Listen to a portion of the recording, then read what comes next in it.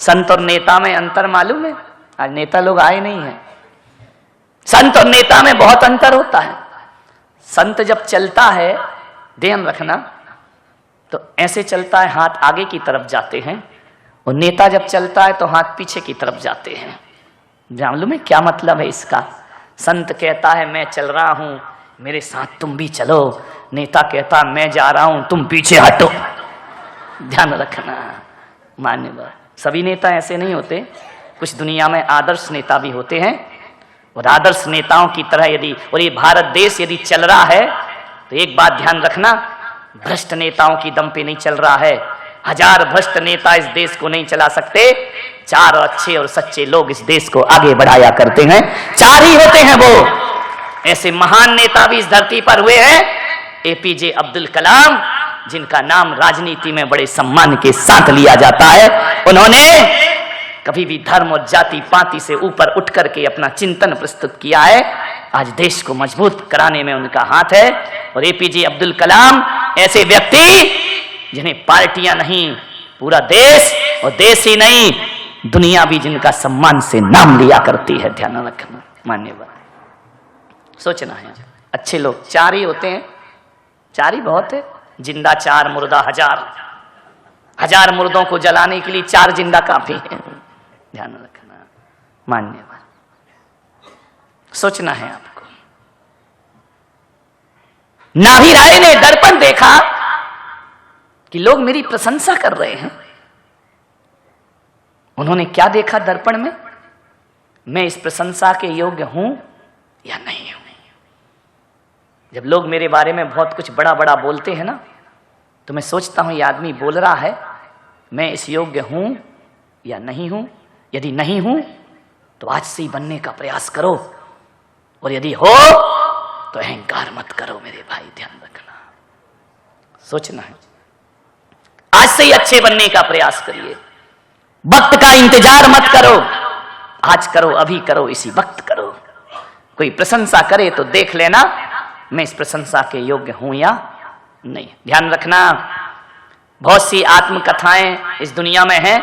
बरणी जी की आत्मकथा, गांधी जी की आत्मकथा, लेकिन मैं आपसे कह रहा हूं कि दुनिया की आत्मकथा पढ़ो या ना पढ़ो, आदमी को अपनी आत्मकथा जरूर पढ़ना चाहिए कि लोग मुझे जैसा समझ रहे हैं वैसा मैं हूं या नहीं हूं। ध्यान रखना, ऐसा तो नहीं लोग महान समझें, मैं निकृष्ट जीवन जी रहा हूं। लोगों के साथ अविश्वास मत करो। यदि लोग आपको महान समझते हैं तो महान बनने का प्रयास करो। ध्यान रखिए। नाभी राय ने देखा, एक घटना घट गई। 2 घटनाएं। क्या देखा नाभी राय ने? दर्पण में अंतर्मुखी हो रहे थे, अपना प्रतिबिंब देखा, तो नाभी राय ने देखा उनका मुकुट झुक गया। अरे, नाभी राय ने कहा मुकुट झुक गया, इसका मतलब है अब सत्ता के दिन गए, और जब सत्ता के दिन चले जाएं तो सत्य में जीने की साधना प्रारंभ कर देना चाहिए। मुकुट झुक गया नाभी राय का, इसका मतलब है सत्ता खत्म, अब बुढ़ापा शुरू हो गया है। ध्यान रखिए मान्यवर, बुढ़ापा एक दिन सबको आना है। अभी शोभा ताई जी ऊपर कमरे में कह रही थी बूढ़ा कौन, मैंने कहा प्रवचन में बताएंगे। ध्यान रखिए, बुढ़ापा एक दिन सबको आना है, कोई ना बचेगा इस बुढ़ापे। जियोगे तो, मर गए तो काय को आएगा मेरे भाई। ध्यान रखना, बुढ़ापा जरूर आएगा, सभी को आना है। एक बात याद रखना, बचपन ज्ञान अर्जन के लिए होता है, बचपन ज्ञान अर्जन के लिए होता है, जवानी धन अर्जन के लिए होती है, और बुढ़ापा पुण्य अर्जन के लिए हुआ करता है। बुढ़ापे में पुण्य का अर्जन। बचपन में माँ की गोद में सोए, एक सूत्र दे रहा हूं बुढ़ापे के लिए।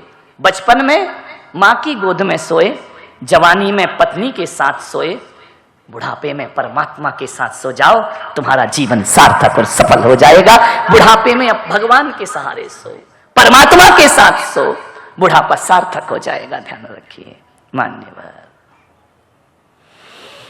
एक सूत्र दे रहा हूं बुजुर्गों के लिए, युवाओं के लिए। दिन ऐसा बिताओ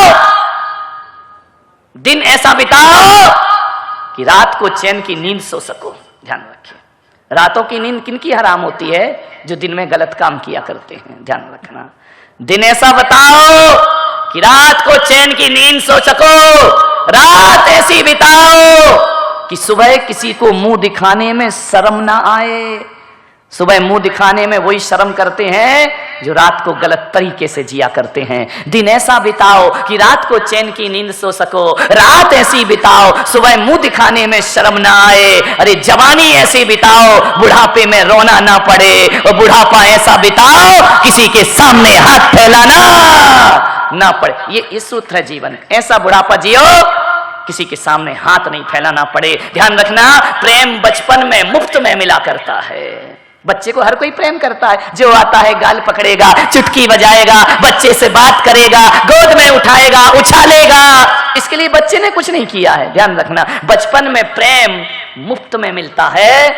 जवानी में प्रेम अर्जित करना पड़ता है, कमाना पड़ता है। बुढ़ापे में प्रेम मांगना पड़ता है मेरे भाई। यदि गलत तरीके से जिंदगी जियोगे तो बुढ़ापे में आदमी रुपया पैसा नहीं, प्रेम की भीख मांगा करता है। यदि सही जिंदगी जियोगे तुम्हें प्रेम मांगना नहीं पड़ेगा, बल्कि बुढ़ापा और बचपन एक सा हुआ करता है। यदि अच्छे से जवानी जी है, बुढ़ापे में महात्मा गांधी की तरह सारी दुनिया तुम्हें राष्ट्रपिता कहने को तैयार है। बुढ़ापा सही जी। ध्यान रखना, कुर्सी का खेल। जब देश आजाद हुआ, प्रस्ताव आया महात्मा गांधी को राष्ट्रपति बना दिया जाए, प्रधानमंत्री बना दिया जाए। गांधी जी ने कहा नहीं, ये लड़ाई मैंने कुर्सी के लिए नहीं लड़ी, मैंने तो इसलिए लड़ी कि अब तुम कुर्सी के लिए लड़ते रहना, मैं तो तुम्हें आजाद करके जा रहा हूं। ध्यान रखना, गांधी ने कुर्सी के लिए लड़ाई नहीं लड़ी। एक बात याद रखना, जहां तक मैं पुलक सागर सोचता हूं, यदि गांधी जी राष्ट्रपति बन जाते, कुर्सी पर बैठ जाते तो राष्ट्रपति कहलाते। गांधी ने कुर्सी छोड़ी, राष्ट्रपिता कहलाए। ध्यान रखिए, वो राष्ट्रपति नहीं कहलाए। ध्यान रखना, राष्ट्रपति तो दुनिया के हर देश में होगा, राष्ट्रपिता केवल हमारे देश में हुआ करता है। कुर्सी पकड़ोगे राष्ट्रपति बनोगे, कुर्सी छोड़ोगे राष्ट्रपिता कहलाओगे। और एक बात याद रखना, राष्ट्रपति की कुर्सी 5 साल की है, राष्ट्रपिता हजारों साल जीवित रहा करता है। ध्यान रखिए, राष्ट्रपिता का चुनाव थोड़ी होता है, वो तो हजर अमर कुर्सी है। ध्यान रखिए, मान्यवर नाभी राय ने देखा कुर्सी छोड़ने का समय आ गया है। ध्यान रखिए, नहीं छोड़ पा रहे, हम करें क्या? नहीं छोड़ते हैं, बड़ी आस लगा के बैठते हैं। अभी अटल जी का देहावसान हुआ, अंतिम संस्कार था, मैंने बताया था ना, ऊपर से आडवाणी जी को फोन आ गया ऊपर से कि मोदी प्रधानमंत्री बन गया, रामनाथ कोविंद राष्ट्रपति बन गए, अटल जी चले गए, अब चलोगे या कोई बहाना और बचा है? ध्यान रखिए, मान्यवर अब चलने का समय है कि अब और कोई बहाना चाहिए तुमको? ध्यान रख, गया समय। मान्यवर सोचना है आपको, बुढ़ापा गलत तरीके से जियोगे, जवानी गलत तरीके से जियोगे, बुढ़ापे में खून के आंसू बहाना पड़ेंगे। लोग कहते हैं बुढ़ापा दुखदाई होता है, मैं पुलक सागर कहता हूं बुढ़ापा दुखदाई नहीं होता है। जवानी में जो दुखदाई काम करता है उसका बुढ़ापा दुखदाई हुआ करता है। किसका होता बुढ़ापा, किसका बिगड़ता है? जो जवानी बिगाड़ता है। ध्यान रखिए, मान्यवर सोचना है आपको, बुढ़ापे को अच्छे से जियो। ये मत सोचो बुढ़ापे में, ये मत सोचना कि हम कुछ नहीं कर सकते हैं, बहुत कुछ कर सकते हो। क्यों नहीं कर सकते? ध्यान रखना, ये मत सोचो कि बुढ़ापा जीवन का समापन है, ये मत सोचो कि बुढ़ापा जीवन की इतिवृत्ति है, बुढ़ापा अपराध है, बुढ़ापा अभिशाप है। ऐसा मत सोचिए मेरे भाई। क्यों सोचते हो बुढ़ापा अभिशाप है? मैं तो कहता हूं बुढ़ापा जीवन का सुनहरा अध्याय हुआ करता है। बुढ़ापा जीवन का अंतिम उपसंहार बड़ा सुनहरा और सुखद हुआ करता है। कौन कहता है बुढ़ापा खराब है? आचार्य शांति सागर महाराज को देखना, उनका बुढ़ापा कितना महान हुआ, कितना धन्य हुआ। आज सारी दुनिया उन्हें पूज रही है, बुढ़ापे में तो हुआ है सब उनको। ध्यान रखना, कितना महान बुढ़ापा। आज आचार्य शांति सागर महाराज, एक संत को, एक संसारी को देखना, बड़ा मजे की बात बता रहा हूं। एक संसारी ज्यों ज्यों बूढ़ा होता है, कितना भी सुंदर हो, बदसूरत होते जाता है। ध्यान रखना, संसारी बुढ़ापे में बदसूरत होता है और संत जवानी में बदसूरत हो, बुढ़ापे में खूबसूरत होते जाता है, सुंदर होते जाता है। यहाँ चित्र लगा है आचार्य शांति सागर महाराज का, बुढ़ापा है। ध्यान रखना, मुंह में दांत नहीं है, झुर्रियां पड़ी हैं, फिर भी देखो कितना सुंदर चेहरा लगता है। मान्यवर ध्यान रखिए, ये संत पुरुष हैं आचार्य विद्यासागर जी महाराज। ज्यों ज्यों वृद्धावस्था आ रही है, त्यों त्यों चेहरे पर तेज प्रकट होते जा रहा है। ये संतों की परिभाषा है। आप गांधी जी की जवानी की फोटो देखना, कोई अच्छे नहीं लगते देखने में, लेकिन किसी डाक टिकट पे देखना, बिना दांत का मुंह जब खुला रहता है, इतना वात्सल्य टपकता है, ये संतों की निशानी है। मान्यवर, ज्यों ज्यों बूढ़े होते हैं संत, त्यों त्यों खूबसूरत हुआ करते हैं। और बुढ़ापा और संसारी ज्यों ज्यों बूढ़ा होगा बदसूरत होते जाएगा। क्यों? शरीर भोगों में लगा दिया है, अब तेज कहां से आएगा, कांति का। संत का शरीर भोगों में नहीं लगता है, वो तो योग में लगता है, साधना में लगा करता है। मान्यवर, संतों को किसी ब्यूटी पार्लर में जाने की जरूरत नहीं हुआ करती है। समझ रहे? हमारे बाबा जी बुढ़ापे में भी बड़े स्मार्ट लगते हैं। ध्यान रखना, ये संतों की फितरत हुआ करती है। ज्यों ज्यों बूढ़े होंगे, संत तो वो है पुराना सोना, पुराना घी बड़ा स्वादिष्ट हुआ करता है। ध्यान रखिए। मान्य, तुम तो लगे रहते हो पोता पाती में, ये लगाओ वो लगाओ, ये करो वो हवा करो, पोत पात के आई पसीना आया सब बह गया। विचार करिए, अपने साथ तो ऐसा नहाना नहीं, साबुन नहीं, धोना नहीं, कुछ नहीं, फिर भी ध्यान रखना। मैं भी नहाता हूँ, ऐसा नहीं है, साबुन लगा के नहाता हूँ, बिना साबुन के नहीं नहाता हूँ, लेकिन मेरी साबुन थोड़ी सी अलग है। कैसे ध्यान से सुन रहे हैं? यानी कितना प्राण ऐसे अटक जाते हैं, नहाते साबुन से। हमने कहा था महाराज सच्चे नहीं होते। नहाता हूँ, कौन कहता मैं नहीं नहाता, रोज नहाता हूँ भाई, लेकिन मेरी साबुन वही पुरानी वाली है आज भी। मालूम है, पहले एक साबुन आती थी ना, सनलाइट आती थी, सनलाइट, आज बंद हो गई कि आ रही है? आ रही है। हाँ, डॉक्टर साहब को पता होगा, पूरा सनलाइट है। ध्यान रखिए। मान्यवर, सोचना है, विचार करना है आपको। मैं भी सनलाइट से नहाता हूं, लेकिन मेरी साबुन किसी फैक्ट्री में नहीं बनती है, सूरज के पास बैठ जाता हूं, सनलाइट से मेरा स्नान हो जाया करता है। ध्यान रखिए, सनलाइट से नहाओ, सनलाइट साबुन, रोज नहाता हूं। ध्यान रखिए, सोचना है आपको। ये मत सोचो कि बुढ़ापा बड़ा अभिशाप होता है। बुढ़ापा तो आनंद हुआ करता है, आनंद लो। राम कृष्ण बुद्ध ये सब बूढ़े नहीं हुए क्या? ये बूढ़े हुए हैं, इन्होंने बुढ़ापे में वो काम किए हैं जो शायद जवान आदमी अपनी जिंदगी में काम नहीं कर पाता है। ध्यान रखिए, मदर टेरेसा बुढ़ापे में भारत रत्न का खिताब पाया करती है। अब्दुल कलाम ये मिसाइल मैन जवानी में बने कि बुढ़ापे में बने हैं? बुढ़ापे में बने हैं ना मेरे भाई। बुढ़ापा तो बहुत अच्छा हुआ करता है, और हकीकत में देख लो, जितने भी महान काम होते हैं वो बुढ़ापे में हुआ करते हैं, जवानी में कोई महान काम नहीं हुआ। लेकिन आदमी क्या करता है, बुढ़ापे को छिपाता है। कब तक छिपाएगा? बाल काले हो गए, हेयर ड्राई, अरे पागल, क्या करेगा इसका? मुंह में दांत नहीं, पेट में आंत नहीं, रोटी चपती नहीं, खिचड़ी पचती नहीं। ध्यान रखना, पैर अगरबत्ती, हाथ मोमबत्ती। ध्यान रखना, सोचना है आपको।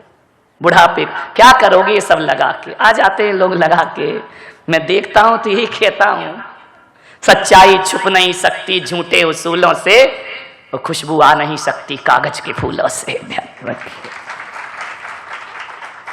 नहीं, एक आदमी ने कहा महाराज सच्चाई छुप भी सकती है, सच्चाई छुप भी सकती है अगर जीवन में मेल हो, और कागज के फूलों में खुशबू आ भी सकती है यदि उसमें चमेली का तेल हो। ध्यान रखिए। मान्यवर, सोचिए, क्या छुपाना बुढ़ापा, आनंद के साथ जियो। ये बुढ़ापा ही तो है, ये वानप्रस्थ आश्रम ये बुढ़ापा है, ये संन्यास आश्रम बुढ़ापा है। बुढ़ापे में सन्यास की बात कही जाती है मान्यवर, ध्यान रखिए। कौन बोला आपने गलती कर ली जवानी में लेके? नहीं, मैंने कोई गलती नहीं की है, ध्यान रखना मान्यवर। सब बुढ़ापे में। कीरो 80 वर्ष की उम्र में जिसने ग्रीक भाषा सीखी, 80 साल। तुम तो कहते 80 में हमसे कुछ नहीं होगा, 10 में दावड़ा, 20 में बावड़ा, 60 में सठिया गया, 70 में बिस्तर, 80 में लस्सी, 90 में डब्बा, 100 में स्वाहा। ध्यान रखिए मान्यवर। नहीं, 80 साल की उम्र में ग्रीक भाषा सीखी कीरो ने, ध्यान मान्यवर। सुकरात 70 वर्ष की उम्र तक साहित्य लिखते रहे, 70 वर्ष की उम्र तक जिन्होंने लेखनी नहीं छोड़ी, साहित्य का सृजन करते रहे। पिकासो 90 वर्ष की उम्र तक चित्र बनाते रहे, ध्यान रखना, पेंटिंग करते रहे। अरे हाथ कांप गए, शरीर कांप गया, लेकिन मन उनका नहीं कांपा। जो हाथ कांपते हाथों से जो लाइन खींच दी, वो दुनिया के लिए आदर्श चित्र बन जाया करता था। ये बुढ़ापे में तो किया है इन लोगों ने। ये मत सोचो कि बूढ़ा हो गया शरीर, हम कुछ, ध्यान रखना। बूढ़ा कौन, जवान कौन? जो व्यक्ति कहता है मेरा समय गया, अब मैं कुछ नहीं कर सकता, अब मुझसे कुछ नहीं होगा, ऐसी बातें यदि कोई 30 साल का जवान करता है, मेरी नजरों में वो बूढ़ा होता है। और जो कहता है मेरा समय पहले भी था, आज भी है और सदा रहेगा, मैं उसे जवान कहता हूं। उस बूढ़े को भी जवान कह करके बोला। बूढ़ों का जवानी में समय चला जाए तो वो बूढ़ा है, और बुढ़ापे में भी कुछ करने की साहस रहे, तन से बूढ़ा लेकिन मन से जवान। क्या करोगे इतनी लंबी आयु जी के मेरे भाई, कर क्या लोगे अपनी जिंदगी में? एक आदमी आया मेरे पास, बोले महाराज मेरा जन्मदिन है, आशीर्वाद दे दो। मैंने कहा काहे का आशीर्वाद दे दो? बोले दीर्घायु का। मैंने कहा कितनी साल के हो गए? बोले 80 साल का हो गया। वो कह रहा दीर्घायु का आशीर्वाद दे दो। मैंने कहा एक बात बता, 80 साल तूने किया क्या है? बोले क्या किया? खाए पिए मौज किए। तो मैंने कहा ऐसे 80 साल जीने से क्या फायदा मेरे भाई, घिसट घिसट के 80 साल जी के क्या करेगा? अरे घिसट घिसट के 80 साल जीने से अच्छा तो 16 साल का कोई संत ज्ञानेश्वर होता है, जो जीवंत समाधि लेकर जीवन को सार्थक कर दिया करता है। ऐसे 80 साल का जीवन जीने से अच्छा 23 साल का भगत सिंह होता है, जो फांसी के फंदे पर देश के लिए चढ़ जाता है।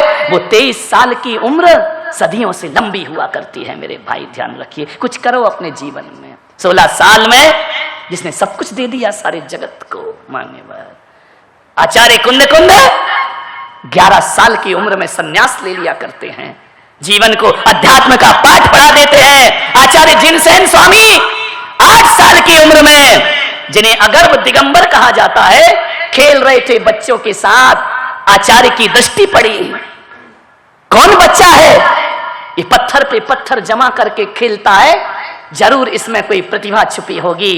आचार्य गए उनके घर, छोटा सा बच्चा 3 साल 4 साल का, इतना बुद्धि प्रज्ञाजीवी, जाकर के कहा उसकी मां से, मां मैं तेरे दर पे आया हूं। आचार्य जिनसेन स्वामी, ध्यान रखिए, मैं तुम्हारे दर पे आया हूं। उनके गुरु उन्हें लेने के लिए गए, छोटे से थे जिनसेन स्वामी, गए उनके घर पे, मां ये बच्चा मुझे दे दे। मां ने कहा क्या मांगते हो? बच्चा? अरे सामान मांगो तो मैं दूंगी, जान दे दूंगी, बच्चा कैसे दे दूंगी? आचार्य ने कहा नहीं, ये भद्रबाहु ने, ये बच्चा हमको दे दो, ये बच्चा बड़ा होनहार है, ये जिन शासन की ध्वज को आकाश में फहराएगा, ये बेटा मुझे दे दो। मां ने कहा ये नहीं हो सकता महाराज। बोले गुरु भक्ति भूल गई बाहरी माता। एक बात याद रखना पूना वालों, कन्या दान तो हर मां करती है, लेकिन बिरली होती है मां जो अपने बेटे का दान कर दिया करती है।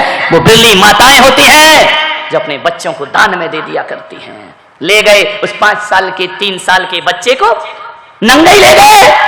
अब पहले का जमाना था, हम खुद 4-5 साल तक तो नंगे घूमते रहे। आज का जमाना तो ये है कि बच्चा पेट में आया नहीं, कपड़ों की व्यवस्था हो गई। ध्यान रखना, ये पहनाऊंगी वो पहनाऊंगी नहीं। 4-5 साल तो हम लोग पहनते ही नहीं थे, पता ही नहीं चलता था। ध्यान रखिए मान्यवर, सोचना है आपको। ले गए उस बालक को, अध्ययन कराया, बच्चा 8 साल का हो गया। महाराज ने कहा अब तुम 8 साल के हो गए हो, तुम्हारा ज्ञान पूरा हो गया, जाओ तुम्हारी माता इंतजार कर रही है। मैं वचन दे के आया हूं कि बच्चे को सन्यास नहीं दूंगा, बच्चे को विद्या अध्ययन कराऊंगा। जाओ, तुम्हारी माता तुम्हारा इंतजार कर रही है। जिनसेन बोले, कौन माता? कैसी माता? कहां की माता? अरे, जिससे मैं तुम्हें लेकर के आया हूं। जिनसेन के मुख से निकला, यार हंत पिताजी मेरे जिनवाणी माता, यही मेरी माँ है। और कौन मेरी माँ है? जिस गुरु के चरणों में मैंने बचपन बिताया वो मेरे पिता हैं। और जिस वाणी से मैंने जीवन का बोध पाया वो जिनवाणी मेरी माँ हुआ करती है। मैं वापस नहीं जाऊंगा। नहीं बच्चे, तुम्हें जाना पड़ेगा। एक संत ने तुम्हारी माता को वचन दिया है। बोले, नहीं जाऊंगा। कपड़े तो थे नहीं, संन्यास ले लिया उस बच्चे ने। ध्यान रखिए, छोटे से 8 साल की उम्र में दिगंबर मुनि का भेष धारण कर लिया। आहार को भेजा आचार्य, जाओ अपनी माता के घर आहार ग्रहण करो। जाकर के गए, माता के घर जाकर पड़गाहन हुआ। माता देख करके धार धार आंसू बहा रही। मिलने तो गई नहीं थी 5-7 साल में। धार धार आंसू, मुनि को आहार दे रही, रोते जा रही। मुनि ने आहार के बाद पूछा, मां रोती क्यों है? बोले, इतने छोटे से महाराज हो। बोले, क्या करें, बोध जग गया, बन गए महाराज। रोने लगी मां, मेरा बच्चा भी इतना बड़ा हो गया होगा। मेरा बच्चा एक संत लेकर के गए हैं, वो भी इतने ही बड़े हो गए होंगे। कौन बच्चा? भद्रबाहु स्वामी लेकर के गए हैं। भद्रबाहु स्वामी कौन? मेरे घर आए और मेरे बालक को ले गए। उसने कहा, मां रो मत, वो बच्चा कोई और नहीं, जो तेरे सामने खड़ा वही तेरा पुत्र है। और आज सारी दुनिया उसको शीश है। कुछ करो मेरे भाई, कुछ करो जिंदगी में। 8 साल में समझ आ गई। और आज भी जिनसेन स्वामी, कुंद आचार्य, उमा स्वामी, ये बालपने में दीक्षा धारण किए। 10-10, 11-11 साल के बच्चे सन्यास की उम्र में बढ़ गए। ध्यान रखना, मुनि तरुण सागर जी महाराज 12 वर्ष की उम्र में क्षुल्लक की दीक्षा प्राप्त कर लिया करते हैं। ध्यान रखिए। और सारे देश को जैन दर्शन का पाठ पढ़ा दिया करते हैं। ध्यान रखिए। 12 साल की उम्र में दीक्षा ले ली। तुम बोलो रे भाई, 70-60 के हो रहे हो, कब अकल आएगी? ध्यान रखिए। मान्यवर, कुछ करो, कुछ काम करके जाना। दुनिया में आने वाले जाते हैं रोज लाखों, बेकार खाने वाले। ध्यान, कौन याद करेगा तुम्हें? 4 दिन उठावना होगा, तीसरे दिन भूल जाएंगे कौन आदमी था, कैसा था। कुछ करके जाओ अपनी जिंदगी में। बुढ़ापे को व्यर्थ मत समझो। नाभिराय ने दर्पण देखा। नाभिराय अभी वहीं बैठे हैं, अपन भटक के फिर वहीं पहुंचेंगे। ध्यान में, नाभिराय ने दर्पण देखा। दर्पण में मुकुट झुक रहा है। नाभिराय ने कहा, सत्ता के दिन समाप्त हो गए। ध्यान रखना, चिता जले उससे पहले चेतना को जगा लो। तुम्हारा मानव जीवन अमर हो जाएगा, शाश्वत हो जाएगा, खुशहाल हो जाएगा। चिता में तो एक दिन सभी को जलना है मेरे भाई, धू धू करके जल जाएंगे। कौन याद रखेगा? ध्यान रखना।